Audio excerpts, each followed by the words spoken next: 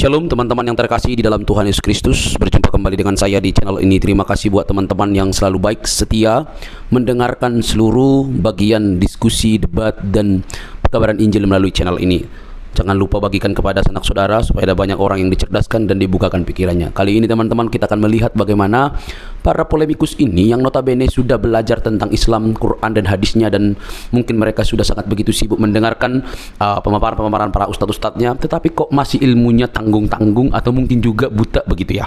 Nah, ketika disampaikan fakta-fakta justru mengamuk, justru kepanasan, justru kesurupan, tidak mau terima fakta yang ada. Teman-teman jangan skip, yuk kita cerdaskan mereka. Semoga dengan berita Injil, perbedaan-perbedaan yang ada bukan Sampai disuruh orang depan rumah saja sampai. Iyo, saya ingat orang tua yang meninggal, Ustaz. Kenapa saya begini sekali kau? Saya percaya, saya percaya anak-anak di sini. Pantas itu anak-anak, kenapa saya tidak pernah mengaji di sini? Tolong maafkan dulu saya karena kita kesana saya kasih untuk Masalah begitu, Ustaz. Ya Allah. Ustaz itu, kenapa sampai juga begitu, Ustaz? Saya sudah Kenapa? Tidak kenapa, sampai kenapa? Coba. Jangan Ustaz. Ustaz, aduh. Saya itu masalah mau pukul apa? Ustaz, kalau saya cuma pukul, saya pukul Ustaz yang tadi betul, sumpah. Yang saya ingat ini Ustaz, kakakku, adikku, itu lebih lepas tangan Ustaz. Kenapa sampai begitu? Berapa kali Ustaz? Jujur. 2 kali saja itu terjadi sampai 2 kali. Jadi saya mohon, saya sudah akui kesalahan, waktu pukul saya, tapi tidak usah dilapor itu. Tetap Ustaz, tidak. Ini sudah melewat bulan Ustaz, tidak. Sudah lewat tidak Ustaz, tidak. Tidak. Tidak Ustaz. Jangan Bu. Tidak.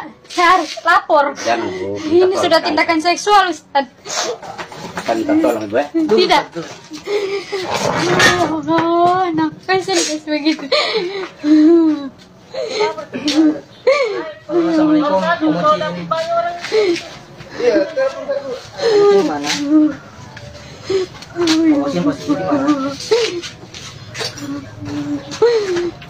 Ini Ustaz, ada apa yang kau Mocin? Ini sampai ponakan yang dilecehkan Ustaz di rumah yang kau Mocin. Gimana caranya? Saya harus laporkan polisi atau gimana ini? Tolong sekali pakai jangan. Duduk Ustaz, duduk Ustaz. Jangan dulu bergerak Ustaz. Duduk Ustaz. Ini Ustaz di. Ya Allah.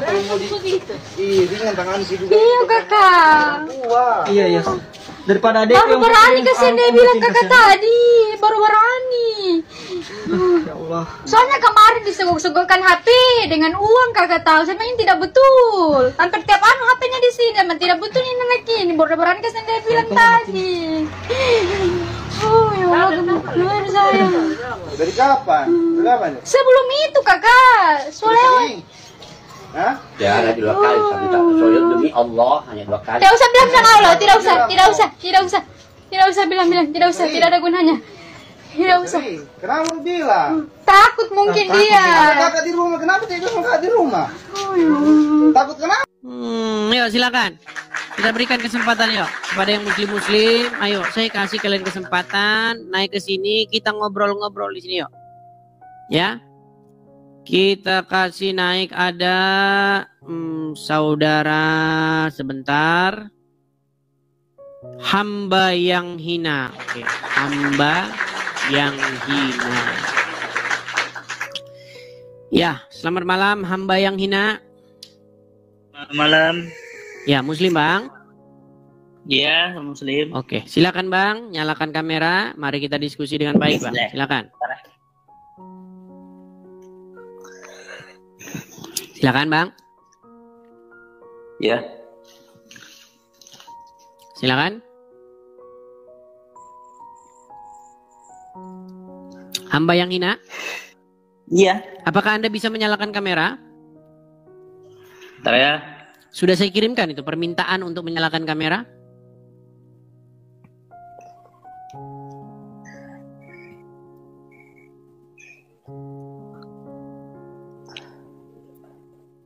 Halo? Bentar ya. Oke, baik ya, saya turunkan ya. Saya turunkan karena dia sudah grogi, sudah panik ya. Sekali lagi teman-teman muslim ya. Kalau Anda grogi, kalau Anda panik, boleh didampingi oleh ustadz. Silahkan minta ustadz Anda untuk mendampingi. Ya, sekali lagi yuk. Jangan panik. Ya. Oke, kita kasih naik ada Isa Ahmad. Isa Ahmad. Ya, selamat malam Isa Ahmad. Isa Ahmad. Halo Bang. Iya Bang. Apakah Anda seorang muslim? Iya. Oke. Apakah Anda mampu berdiskusi atau berargumen seputar perbandingan agama Islam dan Kristen? Siap Bang, siap. Oke, baik. Saya kasih Anda kesempatan ya. Seperti itu. Ya, Bang Isa Ahmad, sejauh mana Anda mendalami agama Islam? Apakah Anda hanya Islam awam saja? Atau Anda memperdalam secara khusus agama Islam? Oh, kalau Islam itu ya, kan syarat Islam itu jangan grogi Bang, ya. tarik napas dulu. Tarik napas yang Iya, dalam. ini soalnya. Saya tahu, saya merasakan kok groginya itu. Saya ngerasakan. Saya merasakan itu Bang, bahwa orang Islam kalau naik ke sini tuh gemeteran Bang, gemeteran. Karena takut agama Islamnya makin babak belur. Ya, begini. Jangan grogi, ya, asam lambung jangan naik, tenang, tarik napas dulu. Hembuskan. Oke, sudah? Oke, baik. Ya. Apakah Anda memperdalam agama Islam? Ya. Anda memperdalam agama Islam. Oke. Bang, ini nama siapa Bang? Muhammad. Ini? Allah. Oke. Betulkah kedua nama ini ditempatkan sejajar di masjid-masjidnya orang Islam? Betul. Betul sekali. Oke. Jadi umat muslim telah menempatkan Allah dan Muhammad sejajar, betul? Sejajar gimana maksudnya? Apakah umat muslim menempatkan nama Muhammad dan nama Allah sejajar di masjidnya? Sejajar. Oke, artinya umat muslim telah menempatkan nama Allah dan Muhammad sejajar, betul? Betul. Betul sekali. Oke. Sekarang yang kedua. Betulkah bahwa mentaati anaknya Aminah, mentaati anaknya Abdullah, sama saja dengan mentaati Allah? Ya, sama. Sama. Artinya Anda menyerahkan ketaatan dan ketaklukan dan kepatuhan dan ketundukan Anda secara mutlak kepada Muhammad, itu sama saja sejatinya dengan menyerahkan kepatuhan, ketaklukan, ketundukan kepada pencipta langit dan bumi. Betul? Di sini itu saya belajar Muhammad itu ada dua, bukan Muhammad yang di Arab sana. Tasnya dulu. Ada dua versi Muhammad itu. Secara hakikat dan sabar. Muhammad itu ada dua. Kalau Islam sejati itu Muhammad itu ada dua. Kalau di pemahaman orang-orang awam itu Muhammad itu yang di Arab sana. Kalau di saya Muhammad itu ada di diri. Muhammad itu adalah diri sejati kita. Berarti Muhammad itu pengejawantahannya Allah. Wujudnya Allah. Berarti Muhammad itu wujudnya Allah. Ya, wujudnya Allah. Nah, tuh, lihat tuh. Oke, coba Bang, sadarkan kaum muslimin wal muslimat bahwasanya Muhammad itu adalah wujud Allah. Silakan. Betul. Jangan Bang, tarik nafas Bang. Asam lambung. Saya tahu Bang, asam lambungnya udah di sini. Tarik nafas yuk. Tarik nafas. Oke, silakan yuk. Katakan. Yuk, bahwasanya Muhammad itu di sana itu aslinya namanya itu Ahmad, bukan Muhammad yang di Arab itu. Nama aslinya Ahmad. Ya. Dan dia wujud dari Allah. Ya, wujud perwujudan. Ibaratnya itu seperti nasi ya. Nasi itu Allah. Muhammadnya itu nasi itu beras. Muhammad itu nasinya. Allah berasnya. Ya. Muhammad itu nasinya. Berarti Allah telah menjadi manusia, namanya Muhammad, betul? Betul, seperti Yesus. Betul sekali.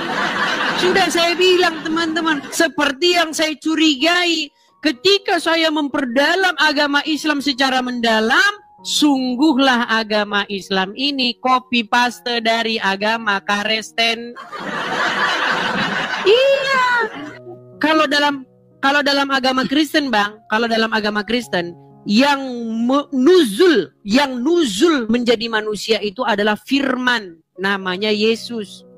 Ya. Makanya Yesus itu sebagai pengejawantahan dari dia yang tidak terlihat.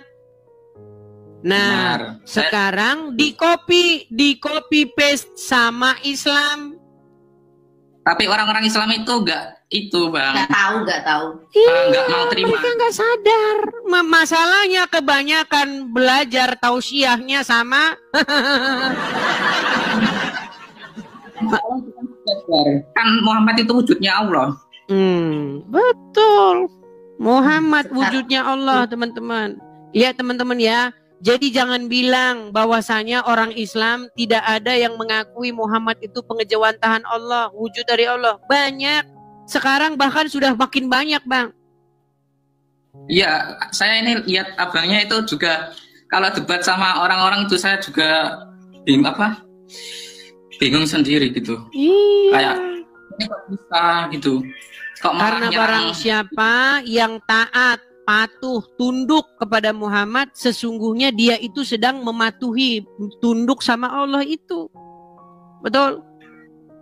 Betul. Iya. Kalau ibarat matahari itu Allahnya, kalau sinarnya itu Muhammadnya. Iya. Makanya Muhammad itu gambar atau pengejawantahan daripada Allah, betul? Betul. Iya. Saya setuju.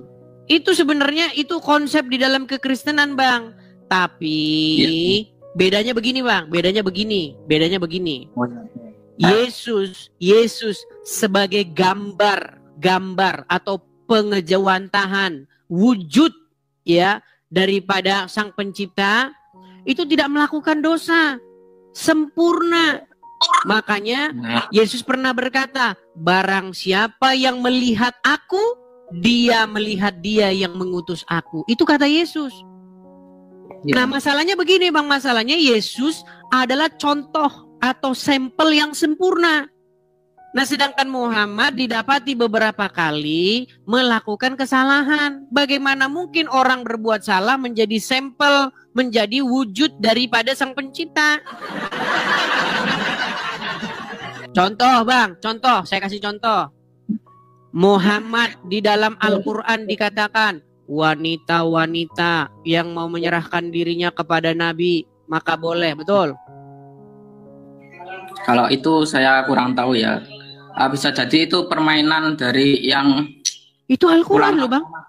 Al-Quran mengatakan di dalam surat Al-Ahzab nomor 50 dan 51. Boleh tahu suratnya gimana itu? Oke, Abang ada Al-Quran di situ? Enggak. Oh, enggak ada sih. Ya, di dalam Al-Quran, di dalam surat Al-Ahzab ayat yang ke-51 dan 50. Saya tunjukkan ya. Surat Al-Ahzab, nih saya tampilkan nih. Ya. Al-Ahzab 50. Nih, kita tunjukkan ya. Lihat nih ya, Bang ya. Surat Al-Ahzab ayat yang ke-50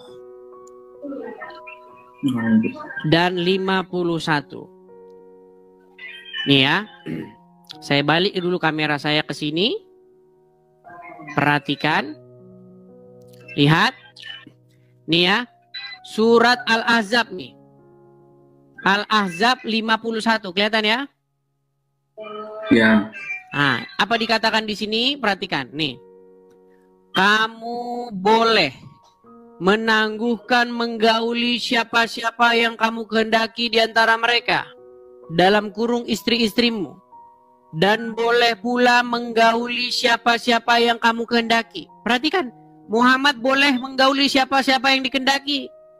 Dan siapa-siapa yang kamu ingini untuk menggaulinya kembali dari perempuan-perempuan yang telah kamu cerai, maka tidak ada dosa bagimu. Nih bang, inikah yang menjadi wujud daripada Sang Pencipta? Apakah ini yang Anda katakan yang wujud daripada Tuhan? Gambar daripada Tuhan seperti ini? Itu berat. Makanya gini bang. Ada perumpamaan gitu bang. Kayak makanya hiasan. Makanya gini bang ya. Kalau Anda, saya ini menghabiskan 13 tahun lamanya waktu untuk mentah-mentah itu kata-katanya. Harus gini bang, saya kasih tahu rahasianya ya. Saya ini 13 tahun lamanya memperdalam Bible dan memperdalam Al-Quran. Jadi, menurut Al-Quran, ketika Allah menciptakan Adam, dia meniupkan ruhnya. Betul nggak? Betul. Nah, di dalam Bible, itu cerita itu sebenarnya dari Bible, Bang. Dari Bible semua cerita itu. Ya, hanya saja orang Muslim nggak tahu. Ya, orang Muslim masalahnya nggak tahu. Karena begini, Bang. Al-Quran itu bilang begini. Jika kamu ragu-ragu tentang apa yang kami wahyukan kepada kamu, tanya kepada orang yang membaca kitab sebelum kamu. Tanya kepada ahli kitab, pemegang Taurat, pemegang Injil. Tapi umat Muslim yang dilakukan malah kebalik, Bang. Malah bertanya kepada yang membaca kitab sesudah Al-Quran. Tanya Sahih Bukhari, tanya Sahih Muslim. Semuanya sesudah Al-Quran. Makanya saya bilang, orang Islam baca Qurannya sambil koprol. Iya, koprol terus, makanya kebalik terus. Suruh beriman kepada kitab sebelum Al-Quran, malah beriman kepada kitab sesudah Al-Quran. Di dalam Bible, apa dikatakan? Ketika Tuhan membentuk manusia itu dari debu tanah, lalu dia menghembuskan nafas hidup ke lubang hidungnya. Maka demikianlah manusia itu menjadi makhluk yang hidup. Nah, manusia itu Bang, manusia itu gambarnya, pengejawantahannya daripada Sang Pencipta. Kita ini sebenarnya pengejawantahan dia, tetapi gambarnya, kalau bahasa Ibrani itu disebut selem. Selem, gambar. Gambarnya itu sudah rusak Bang. Rusak. Kenapa? Karena jatuh. Berbuat dosa. Adam tuh bikin dosa.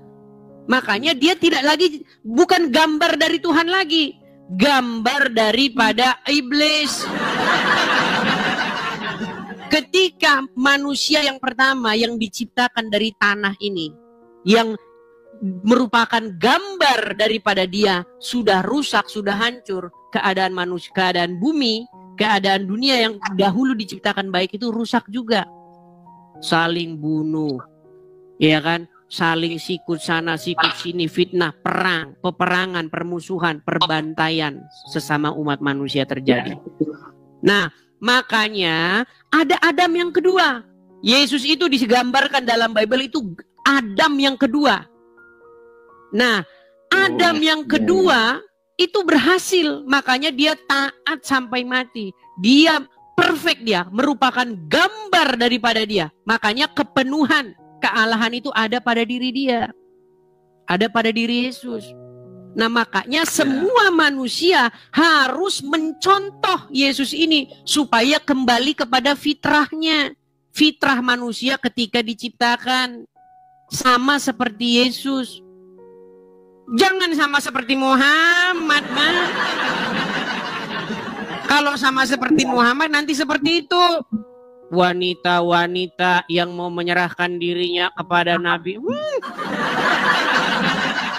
Aisyah saja bang, Aisyah istrinya Muhammad tuh sudah ngomong, aku tidak melihat Tuhanmu kecuali begitu cepat menuruti hawa nafsumu. Makanya bang, kalau Anda betul-betul menghabiskan waktu untuk memperdalam ini, Anda akan simpulkan bahwa yang pantas Anda jadikan suri tauladan, yang pantas Anda jadikan panutan, itu hanyalah Yesus bang. Makanya ikut Yesus bang. Jangan ikut orang dalam kuburan. Ya Ahmad di sana kan sudah mati. Bukankah itu yang diikuti oleh umat muslim? Mereka datang ke Arab, nyium-nyiumin batu, lempar-lemparan batu. Muhammad itu yang di sana. Sebetulnya ada di diri kita. Muhammad yang ada di diri kita. Tapi gini loh bang, gini loh bang. Akibat daripada umat muslim mengikuti Muhammad apa? Nabung puluhan tahun, kerja puluhan tahun, sampai tulang punggung bengkok. Uangnya buat apa? Uangnya buat apa? Haji. Buat lempar-lemparin batu di Arab Saudi. Loh ya main lempar-lemparan batu di sana bang. Tanyain sama yang orang haji. Kemarin waktu haji ngapain? Lempar-lempar batu. Nah, ini setan ini lempar batu. Bang, duit puluhan juta ngumpulin buat lempar-lempar batu. Bertaubatlah. Rumah Allah itu di hati kita, bukan yang ada di Arab itu. Ya, itu hanya simbol.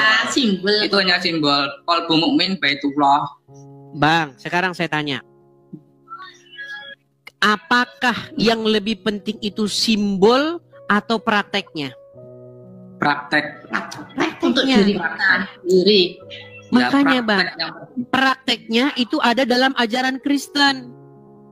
Di dalam Islam itu ritual-ritualnya. Saya kasih contoh bang, saya kasih contoh. Menurut Al-Quran, rumah Tuhan ada di mana? Ada di diri kita. Bukan, Yerusalem. di diri kita itu konsep kekristenan. Rumah Tuhan yang sejati, bait Tuhan yang sejati itu hatinya manusia. Supaya Tuhan itu, rohnya Tuhan itu memenuhi hatinya manusia. Sehingga manusia itu jadi gambarnya Tuhan itu sendiri. Fotokopinya gitu loh bahasa kitanya. Makanya ketika kita melihat orang yang hatinya dipenuhi oleh roh Tuhan, satu, dia tidak mencuri. Dia tidak apalagi bersaksi dusta tentang sesamanya. Dia mengasihi sesamanya. Makanya ketika kita lihat orang yang hatinya dipenuhi oleh roh Tuhan, gambar Tuhan terlihat dari diri dia. Makanya kita itu ingin dikembalikan bang. Yesus itu ingin memulihkan manusia itu jadi seperti sedia kala. Sebagaimana waktu pertama kali diciptakan. Yesus ingin memulihkan itu. Ya. Makanya Yesus membuat manusia menjadi ciptaan baru. Ketika manusia itu bertobat, dia mati. Makanya dibaptis itu dicelupin dalam air itu tandanya mati dia. Mati terus dia bangkit dengan keluar dari air itu sebagai manusia yang baru. Yang tidak berbuat dosa lagi. Yang hidup kudus dan benar. Makanya disitulah Yesus membuat kita menjadi ciptaan yang baru. Memulihkan kembali keadaan kita seperti sedia kala. Itu yang ingin Yesus lakukan. Makanya itu sudah proses itu. Makanya Yesus ini membuat kerajaan di muka bumi ini. Namanya kerajaan seperti itu, kerajaan surga. Membuat manusia baru sampai dia nanti datang kembali. Jadi kerajaan surga itu di bumi ini. Makanya Yesus berkata, jadilah kehendakmu di bumi seperti di surga. Apa kehendak Bapa itu? Manusia itu hidup benar, nggak korupsi seperti pejabat-pejabat kita. Ya kan? Iya. Ada anggaran negara dimakan, sikat. Nah, karena apa? Karena kerajaan pemerintahan Bapa di surga tidak ada di dalam hati dia. Kalau di dalam hati dia ada pemerintahan Bapa di surga yang memerintah langsung Bapa di surga dengan perantaraan Yesus Kristus. Supaya apa? Supaya di bumi ini terjadi pemerintahan Tuhan itu. Bukan pemerintahan setan. Ketika orang korupsi, mencuri, apalagi dan lain sebagainya berbuat hal jahat, yang ada itu pemerintahan dari iblis, setan yang memerintah. Nah, kita umat manusia, Bapa di surga ingin yang memerintah itu Yesus, bukan Muhammad yang memerintah. Kalau Muhammad yang memerintah, kalian pergi ke Arab, Bang, minum kencing onta, lempar-lempar batu. Itu karena Muhammad yang memerintah. Makanya, Bang, saya undang supaya di hati Anda jangan Muhammad yang memerintah, tetapi Yesus yang memerintah. Iya, iya. Gitu, Bang. Orang Islam itu katanya itu kalau masuk Islam syahadat kan ya? Iya, kalau kata Abdul Somad, kata Muhammad dalam hadisnya, barang siapa yang mengucapkan syahadat masuk surga, walau berzina, walau mencuri. Nah itu, lihat itu. Gimana? Tetap aja masuk surga gitu gimana? Ya itu syahadat itu yang menyaksikan, benar-benar menyaksikan Allah. Itu makanya. Benar-benar menyaksikan Allah sama Muhammad itu benar-benar menyaksikan. Harus tahu. Jangan cuma ngucap. Itu makanya saya bilang, Bang, justru itulah blundernya. Menurut Muhammad, orang yang mengucapkan syahadat masuk surga, walaupun berzina, walaupun mencuri. Sedangkan apa kata Yesus? Apa kata Yesus? Loh, kata Yesus, Bang, jika seseorang memandang seorang perempuan dan dia bangkit hasratnya padahal perempuan itu bukan, itu sudah berzina, Bang. Ngeri, Bang. Ngeri. Apa kata Yesus? Kamu telah mendengar firman, jangan berzina. Apa kata Yesus? Tetapi aku berkata kepada kamu, barang siapa yang memandang seorang perempuan dan menginginkannya dalam hatinya sudah berzina dengan dia dalam hatinya. Ngeri, Bang. Ngeri, Bang. Standarnya jauh, Bang. Standar Yesus dengan standar Muhammad jauh. Langit dan bumi, Bang. Langit dan bumi.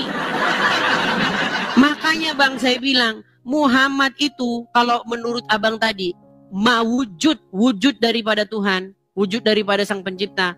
Gagal, Bang. Bukan gagal lagi, gagal total.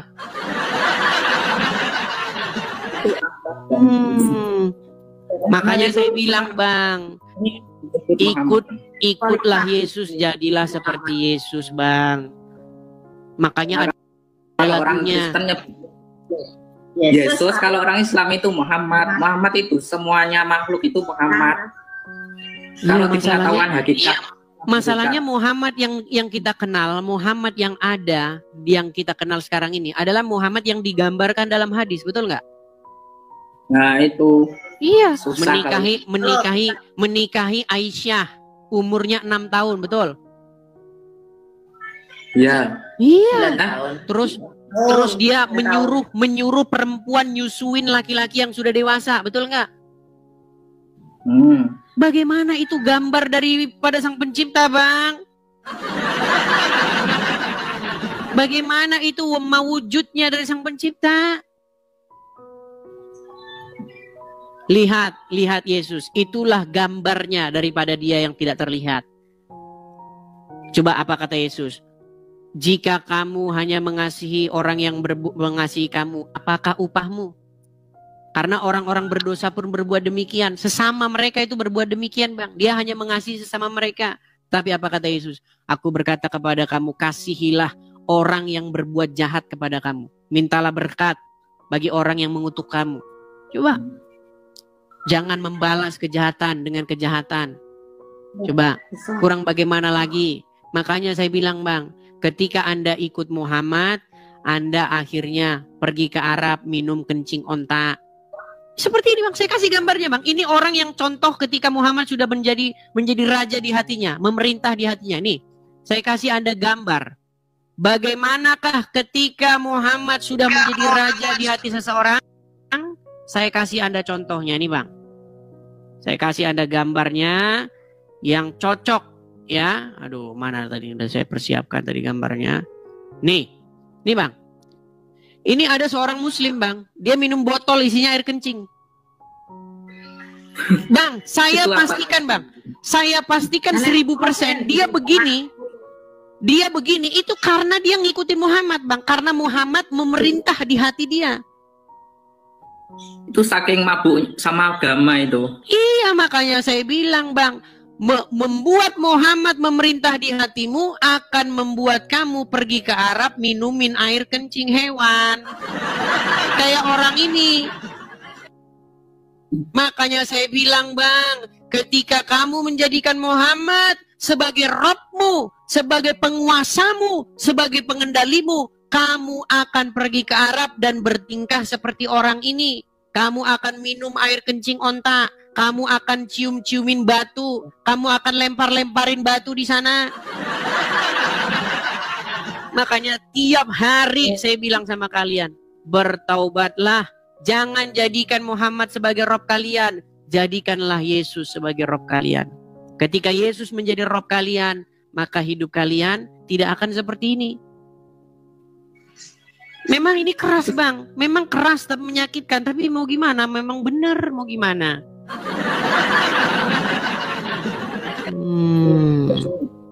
Kalau diminum itu gimana? Itu karena Muhammad memerintahkan dalam hadis. Islam yang bagaimana itu kencing. Iya, Bang, itu Islam di dalam hadis, ya, di dalam ketika mereka umroh atau haji, mereka itu minumin air kencing di Arab. Ini banyak Muslim yang nggak tahu, Bang. Banyak sekali Muslim yang tidak tahu ini, ya, Bang, ya. Nih saya kasih tunjuk nih, ya. Kurang edukasi. Orang bodoh itu kok air kencing kok diminum. Tapi itu mengikuti Nabi. Enggak. Nabi juga enggak pernah. Saya Nabi itu enggak pernah nyuruh seperti itu.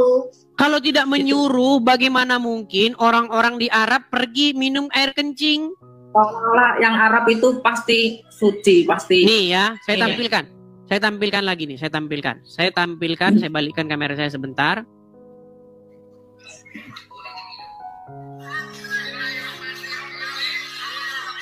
Sebentar ya, sebentar ya.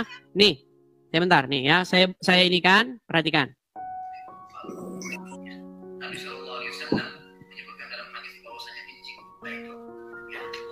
Itu Nabi nggak pernah nyuruh seperti itu. Itu ustadznya apa itu? Kalau Nabi nggak pernah nyuruh loh, air kencing kayak gitu. Lagi, nggak pernah dong. Nih, saya mungkin nggak terlalu kedengaran suaranya ya. Nih, kalau dari sini ya nih, perhatikan.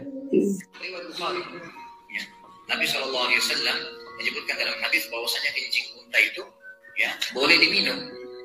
Bismillahirrahmanirrahim.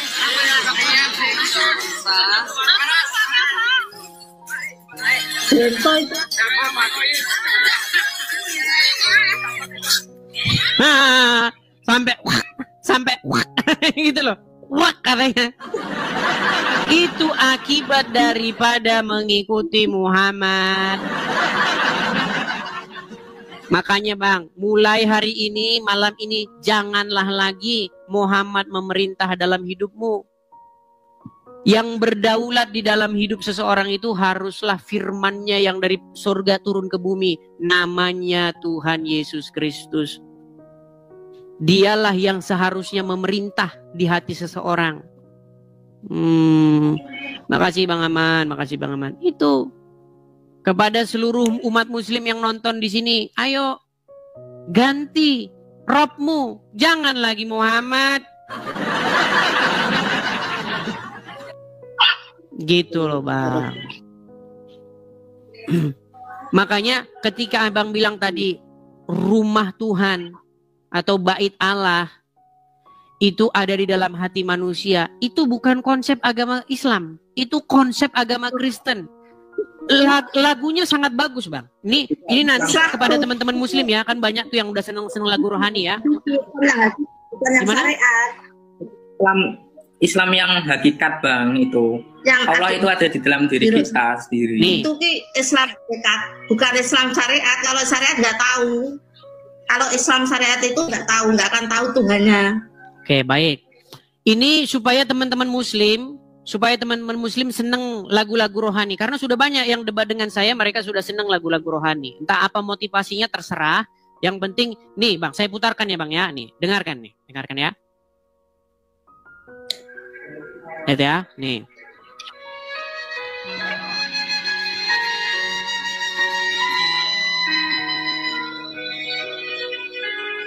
Kedengeran suaranya Bang? Kedengeran nggak? Bisa di kerasin lagi volumenya.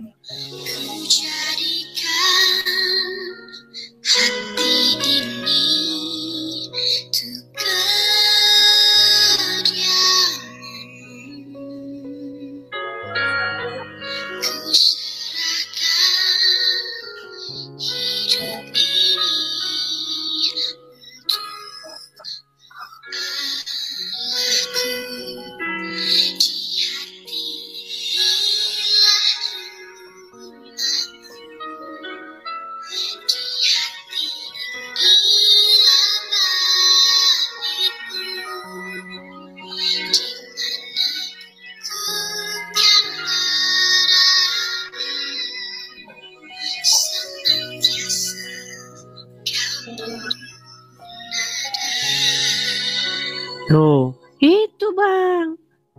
Makanya diganti lagunya. Jangan Muhammadku, Muhammadku, dengarlah seruan. Muhammad di kuburan. Dengarlah seruanku bagaimana.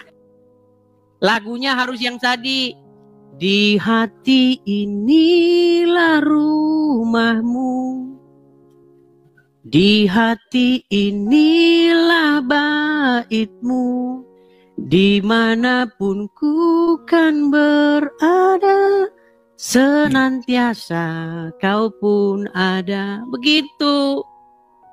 Makanya supaya Tuhan itu tinggal di hati manusia, itulah yang orang Kristen sebut sebagai Roh Kudus. Roh Tuhan itu tinggal di hati seseorang, mengendalikan hidup seseorang, berdaulat dia di dalam hati seseorang. Maka seseorang itu menjadi gambarnya lagi, seperti sedia kala ketika waktu diciptakan. Gitu Bang. Makanya kita ini menjadi gambar daripada dia. Nah ketika seseorang menjadi gambar daripada dia, disitulah kerajaan Tuhan itu turun di muka bumi. Sekarang kan kerajaan Tuhan nggak turun di muka bumi. Sekarang ini kerajaan setan yang berkuasa di muka bumi. Makanya perang di mana-mana. Karena yang berkuasa, yang menguasai diri seseorang itu setan itu. Begitu. Gimana? Apakah Anda mendapatkan pelajaran malam hari ini? Iya. Iya, begitu. Lagunya itu judulnya, sebentar. Bagi teman-teman yang suka lagunya, itu namanya Hati Ini Rumahmu. Ya. Lagunya bagus. Seperti itu. Suka lagunya Bang? Belum pernah dengar sih Bang. Belum pernah dengar. Apa kecil ya suaranya? Nih. Kita dengarkan lagi ya sedikit ya. Apakah suaranya kecil? Coba kita dengarkan lagi.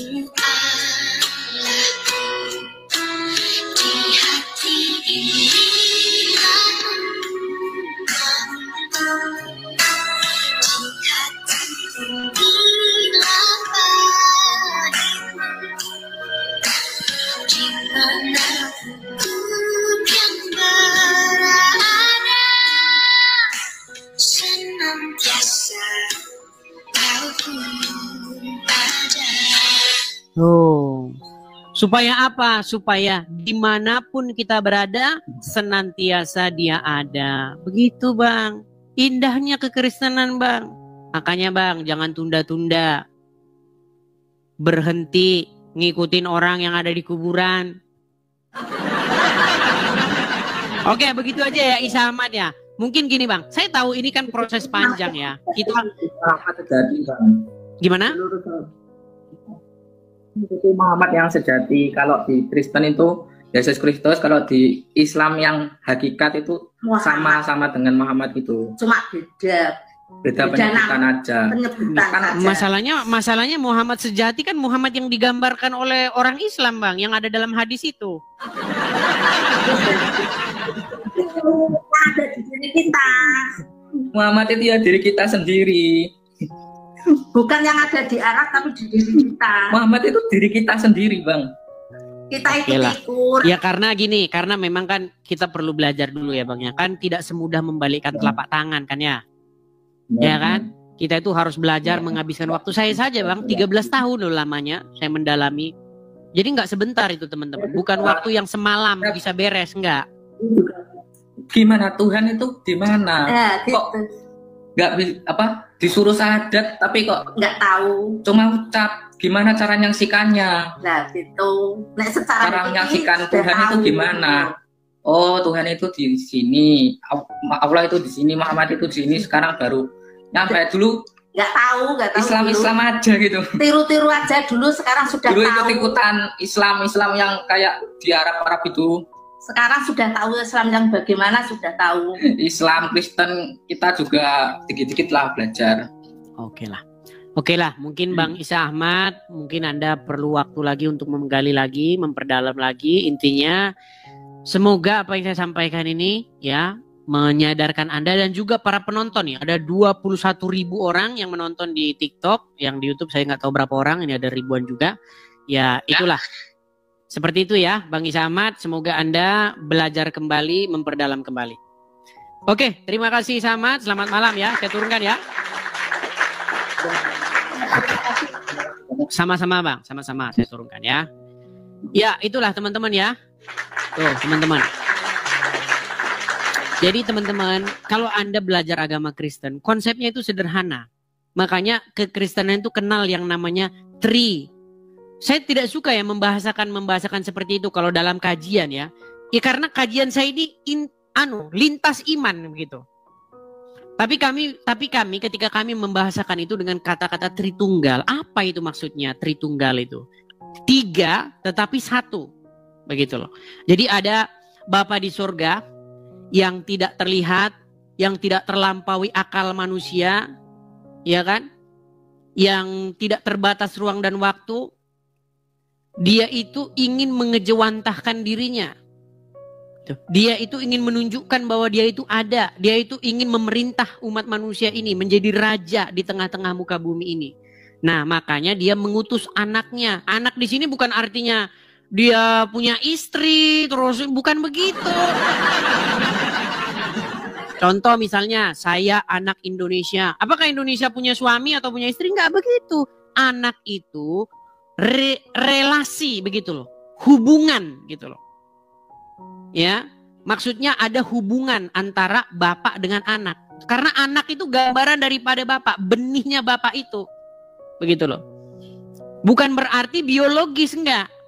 Nah, Yesus itu dikatakan dia sebagai firman-Nya yang menjadi manusia. Makanya kalau kita patuh sama Bapa di surga, itu patuh sama firman-Nya. Karena kita nggak lihat Bapa di surga itu, nggak lihat kita.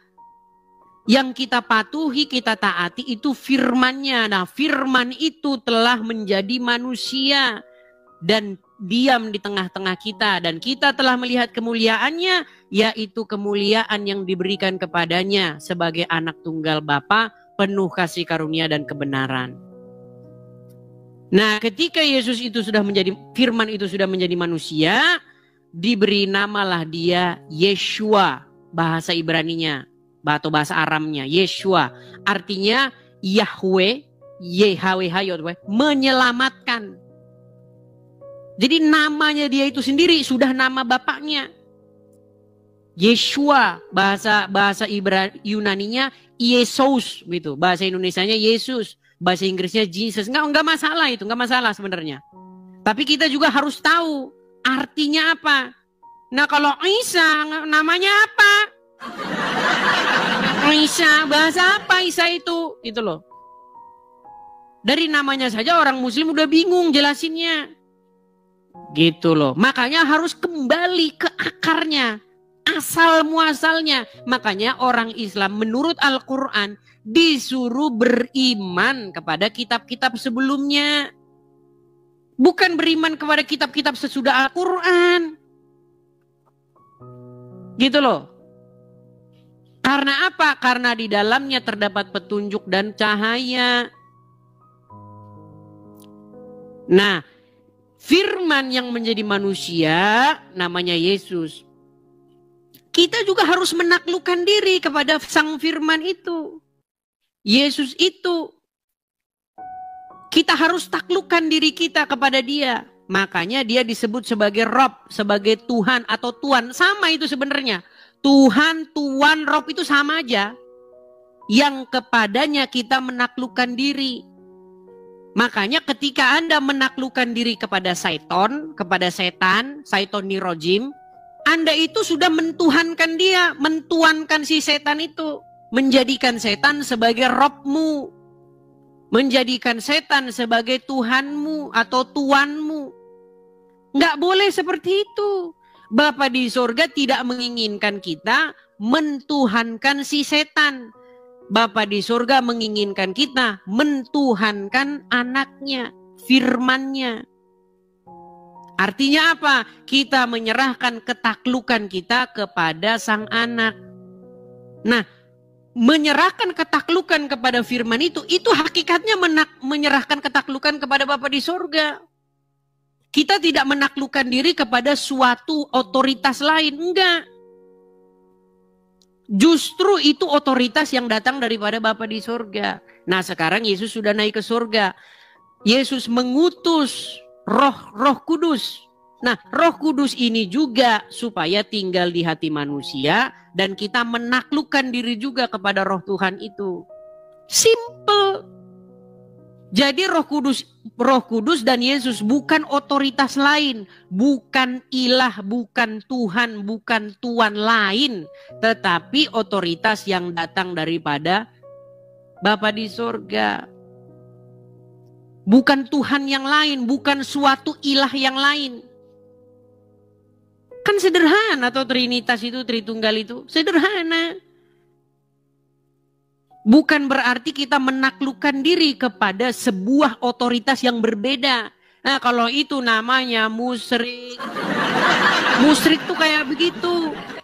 Makanya hukum yang terutama itu dikatakan, ya, jangan ada padamu ilah atau Allah lain. Allah itu maknanya itu otoritas.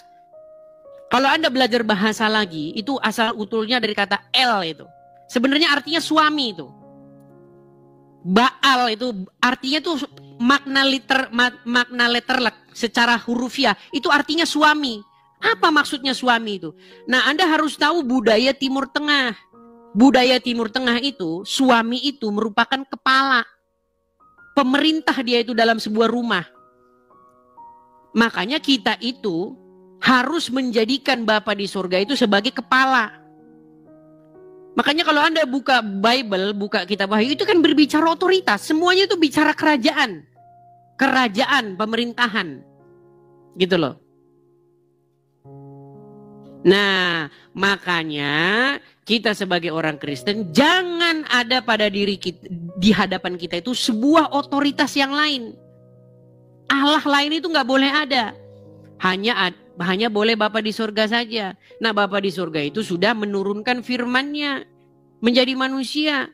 Itu juga harus kita jadikan sebagai otoritas juga. Dia juga Allah juga. Otoritas juga yang datang daripada Bapa di surga. Gitu loh. Sederhana Trinitas. Nggak usah dibikin muter-muter sana kemari. Gitu. Kalau Anda paham itu udah paham kok, ya. Jadi jangan lagi bertanya, berarti ada Allah lain. Berarti menyembah tiga Tuhan. Kamu saja Muhammad Robmu, Allah Robmu, gimana Robmu? Tapi saya paham gitu loh, saya paham bahwa di dalam imannya orang Islam, ketika Anda menyerahkan kepatuhan Anda kepada seorang Muhammad, sejatinya Anda telah patuh kepada Allah.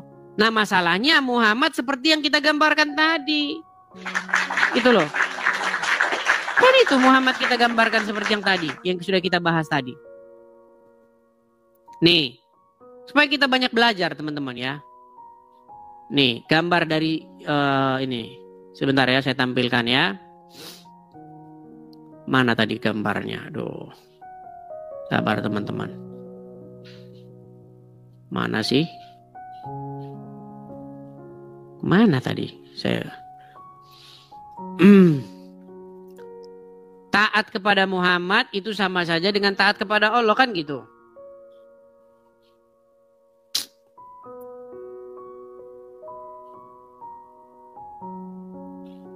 Mana sih? Kadang-kadang hilang, kadang no. Bukan ini.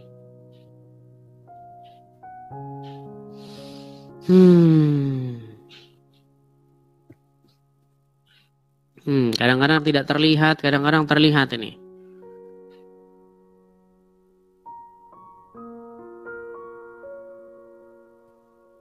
Ya itulah tadi pokoknya ya, yang kalau teman-teman nyimak dari awal tadi. Nah ini. Taat kepada Muhammad sama dengan taat kepada Allah. Makanya dalam kekristenan ya, menjadikan Yesus sebagai Tuhan itu sejatinya menjadikan Bapa di surga sebagai Tuhan. Menaklukkan diri kepada Roh Kudus itu sama saja dengan menaklukkan diri kepada Bapa di surga. Gitu. Ya semoga kalian paham lah. Mudah-mudahan kalian paham. Kalau nggak paham lagi ya saya nggak tahu lagi lah. Sudah dengan bahasa yang sederhana saya jelaskan kepada kalian ya. Yuk. Kita kasih naik ada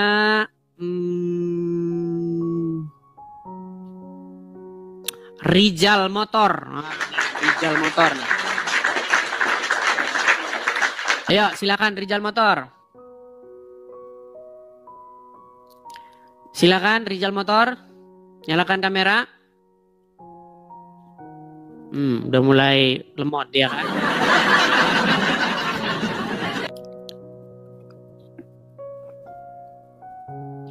Halo Rijal. Nah. Oke, saya turunkan dulu ya si Rijal ya. Udah berapa jam kita teman-teman? Sudah 2 jam setengah. Oh, belum udah 2 jam setengah. Tidak terasa. Oke ya teman-teman ya, saya rasa itu saja ya teman-teman ya. 9,6 juta yang suka tuh. 9,6 juta. Baik teman-teman yang terkasih dalam Tuhan Yesus Kristus, apa tanggapan teman-teman ketika mendengarkan diskusi atau debat dari awal hingga akhir teman-teman? Berikanlah tanggapan teman-teman di kolom komentar dan sama-sama kita dapat belajar bersama supaya ada banyak orang yang dicerdaskan, yang mengerti bahwa kebenaran yang sejati itu ada dan pasti kebenaran itu mengalahkan ketidakbenaran. Kebenaran itu pasti mengalahkan hal-hal yang kamuflase. Terang itu pasti mengalahkan kegelapan. Kegelapan tidak mungkin bisa mengalahkan terang. Tentu terang di dalam Yesus Kristus. Teman-teman terkasih, kita harus bangga. Ya, kita harus bangga bahwa para polemikus Islam mesti belajar Quran, kitab sucinya, dan mendengarkan para pendahulunya. Bahkan kalau kita boleh jujur, mereka harus mengikuti sang baginda sebagai tauladan yang harus diikuti. Semua kehidupan sang baginda mesti diikuti mereka, seharusnya begitu. Mulai dari dia belajar atau menyampaikan isi Quran, atau juga mempraktekkan seluruh isi Quran, dan bahkan apa yang ditulis dalam hadis-hadis, bagaimana moralnya, bagaimana dia pernikahannya, semua harus diikuti karena itu bagian yang tidak bisa dilepaskan daripada umat muslim. Tetapi alangkah sangat disayangkan bahwa mereka tidak siap dengan semua itu. Mereka hanya mencari hal-hal yang cocok. Kalau nggak cocok ya dibuatlah berita, oh itu hadis doib dan lain sebagainya.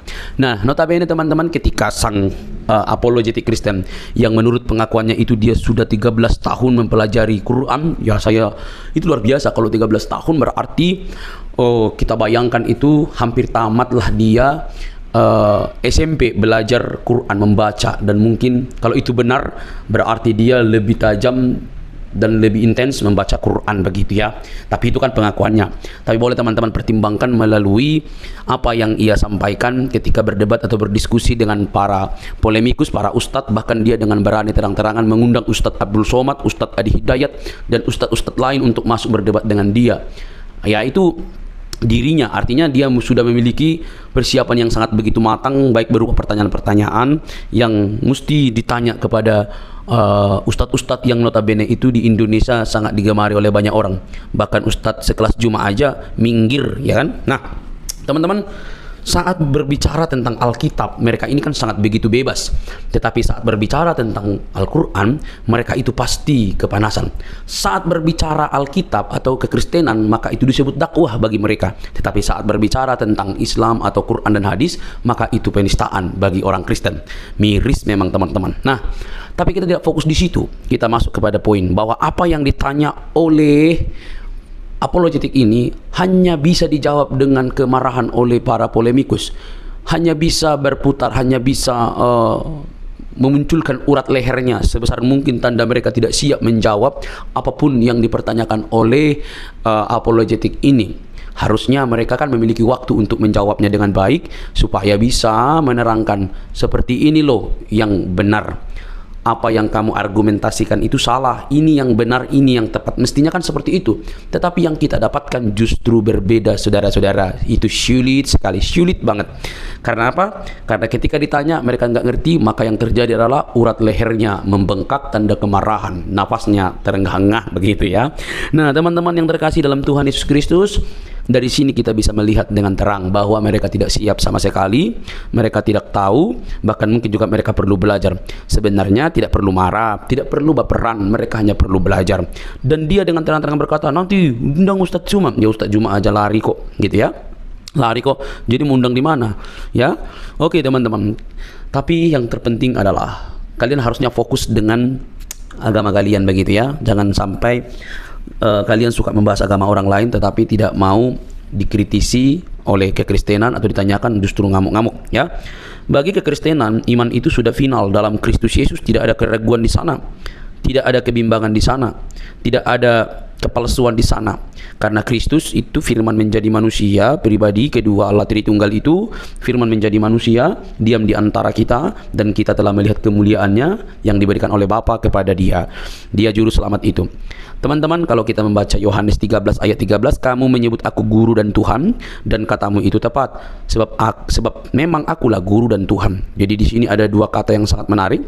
Kamu menyebut aku guru dan Tuhan, kurios, berarti itu merujuk kepada pencipta.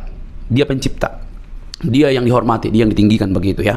Jadi ketika Yesus mengatakan kamu menyebut aku guru dan Tuhan, katamu itu tepat, tidak melarangnya. Oh, saya bukan Tuhan, jangan kamu sebut aku Tuhan. Bisa saja dikatakan begitu, tetapi dia tidak mengatakan itu.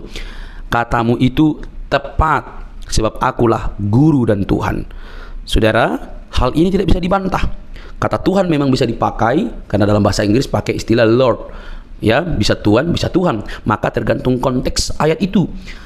Karena Alkitab itu berdasarkan konteks, tidak boleh dicomot seperti kelakuan Ustadz Juma dan yang lain-lainnya. Comot-comot lalu lepaskan begitu saja, lalu menimbulkan persepsi pengertian yang keliru. Maka kalau dipakai di sini istilah aku guru dan Tuhan, dia yang berarti berkata, ya udah, kamu yang mengatakan aku guru, ya itu aku Tuhan, memang aku guru, aku Tuhan gitu. Tidak salah, itu tepat sekali. Jadi kalau ada orang yang mengatakan di mana dia disebut guru Tuhan, ya udah ada banyak sekali gitu. Dia Allah ada juga. Jadi jangan pernah membuat sebuah argumentasi yang begitu liar tanpa bukti, karena Alkitab itu cukup bukti. Alkitab dan ahli sejarah membuktikan Yesus itu adalah Tuhan dan Juru Selamat umat manusia. Percayalah, Dia menyelamatkan kita dari dosa. Oke teman-teman, jangan baperan yuk. Salam sadar, salam waras. Semoga kita diberkati. Bagikan ini kepada teman-teman Anda dimanapun berada. Semoga ada banyak orang yang dicerdaskan dan menerima Injil sang kebenaran itu di dalam Kristus yang menyelamatkan kita. Sampai ketemu di video selanjutnya. Tuhan memberkati.